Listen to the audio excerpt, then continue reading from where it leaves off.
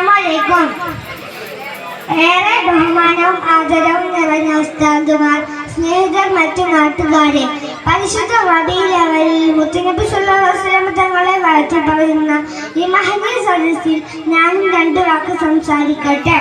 മുഅ്മിനീങ്ങളെ, ഈ പ്രപഞ്ചവും ഇതിലുള്ള സകല വസ്തുക്കളും പടക്കാൻ കാരണക്കാരനായ മുസ്തഫ സ്വല്ലല്ലാഹു അലൈഹി വസല്ലം തങ്ങളെ നാം സ്മരിക്കുകയും സ്നേഹിക്കുകയും വേണം.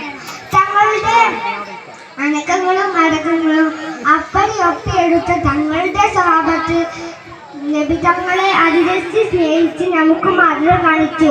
ഇതിന്റെ ഒട്ടേറെ ഉദാഹരണങ്ങൾ നമുക്ക് കാണാൻ കഴിയും. എത്രത്തോളം എന്നോ, സ്വന്തം ശരീരത്തിന്റെ വേദനകൾ മറന്ന് യുദ്ധവേളകളിൽ തങ്ങൾക്ക് വരുന്ന അസ്ത്രങ്ങൾക്ക് മുമ്പിൽ ചാടി രക്ഷകരായവർ തീർന്നില്ല. യുദ്ധത്തിൽ വെട്ടേറ്റ് ചെയ്തായ തൻ മകന്റെയും ഭർത്താവിന്റെയും ജീവനും പറയുമ്പോഴും എന്റെ മുത്തുനബി സ്വല്ലല്ലാഹു അലൈഹി വസല്ലം തങ്ങൾക്ക് എന്തു പറ്റി എന്നാരായുന്ന സഹാബി വനിത യുദ്ധത്തിൽ തങ്ങളുടെ മുൻപല്ല് നഷ്ടമായപ്പോൾ അത്തരം പല്ലിന്റെ ഭംഗി വേണ്ടെന്ന് പറഞ്ഞ് മുൻപല്ല് കുത്തിപ്പൊട്ടിച്ചവർ.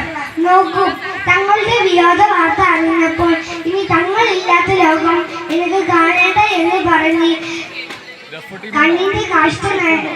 കണ്ണിന്റെ കാഴ്ച നഷ്ടപ്പെടുത്താൻ പ്രവർത്തിച്ചവർ തുടങ്ങി എത്ര പ്രിയമുള്ളവരെ. അവരൊക്കെ സ്വന്തത്തേക്കാൾ നേതാവിനെ സ്നേഹിച്ചെങ്കിൽ നാം സ്നേഹിക്കുക. ആ തിരുനബി സ്നേഹത്തിന്റെ മാർഗമാണ് ഇത്തരം പരിപാടികളെല്ലാം.